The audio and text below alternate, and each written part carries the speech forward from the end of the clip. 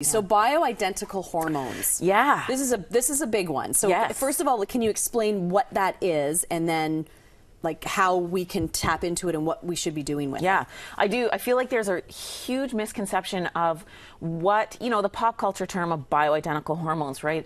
I often find people think that that's just, well, instead of these synthetic or animal-sourced hormones, we'll use naturally sourced human hormones. And that gives you a really nice, warm and fuzzy feeling about hormone restoration. But, back in the day in school, and that it just, to me, it was all, well, same risks associated with conventional hormone therapy and, all the same concerns, but it's so much more than that. So last year with our regulatory changes, we actually became able to prescribe bioidenticals. As a naturopath? As a naturopath. So the term I prefer is hormone restoration because it's so much more. That's easier to say too, thanks. Yeah, there you go. In future, yeah. It's so much more than just, does hormone A fit into box A? And does hormone B fit into box B? It's how hormone A and hormone B relate to one another and how they relate to hormone C and D and E, because endocrinology is very complicated and all of our hormones need to be normal for all of our other hormones to work normally. So we tend to look at things, we look at the boxes, we look at the conventional reference ranges, and do you fit into those boxes? But, there's individual biochemistry, and not all of us fit into a box with a nice, neat little label and a nicely tied bow. No, of course not. We're all different. Yeah, so we tend to look with hormone restoration beyond that, and we look at how you feel, and we look at your ratios, and we look at how certain hormone deficiencies or excesses will interfere with or overlap on or mimic other hormones. So how can hormone therapy or restoration help somebody? So there's, we all think about hormone therapy as, treating the typical postmenopausal woman. Right. There's so many more complaints that can be addressed through hormone restoration because it's not just about sex hormones like estrogen and progesterone. It can help treat menstrual irregularities for sure, infertility, apathy, depression, weight gain, hypoglycemia. Wow, really? It's because of that interplay of all of our hormones and how they work well together. So we do sort of look beyond just does it fit into this box. We look at how you feel. And I love endocrinology. I think it's amazing. And I think cortisol is a really good example of how you can affect a lot of other hormone systems with one hormone being out of whack. And cortisol is a big one because it's our stress hormone. Right. And we've talked about cortisol before, but cortisol that's too high it's our progesterone stealer. So it'll use the resources that were set aside for progesterone production to make cortisol, because cortisol saves our life. Who can be, supporting a pregnancy when you're running away from the proverbial tiger? So first we make cortisol.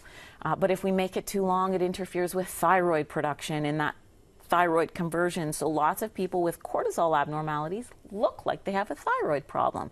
So we go beyond the sex hormone just postmenopausal approach and look at the other interplay of hormones. I mean, it's got to be very complex and difficult at times too to kind of figure out what's going on with somebody. Like is the hormone, are your hormones out of whack and which ones are, and then how do we balance it all? Yeah, it's really exciting though. I love it. I love, you get talking to people and stuff comes up and you can get so much information from people's experience of their symptoms that goes beyond their labs. And the labs are important and we use the labs, and sometimes, we do more than just blood. We look at saliva and we look at urine. Because sometimes blood isn't the best place to look for a hormone. And I explain to people, because I think in analogies, if you go home and you're looking for your mom in the house and you look in the living room and she's not there, is it fair to assume she's not home? Of course not. Of course not. Room. She might be in the kitchen. She might be in the bathroom. She's still there, but you're looking in the wrong place.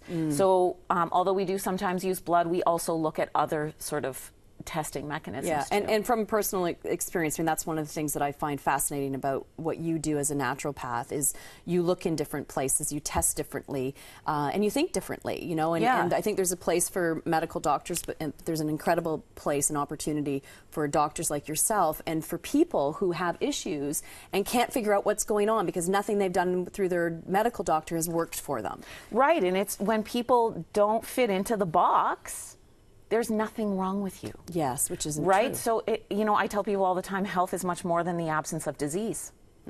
Right. So you don't have to have a disease process, but you can still feel you don't feel well, right? And sometimes those little alterations of just normalizing ratios gives people huge symptomatic relief. And we need to understand that you know your body and yourself more than anyone. Yeah. So if what someone's doing for you is not working and you're not feeling good and you know something is off, check out other avenues. Keep because looking. to feel crummy is not fun. No. Right? It affects your whole life. It affects everything. It not only affects you, but the people around you. So do what you need to do to try to get healthy. Absolutely. And feel your best. I wish we could include you in the regular healthcare system.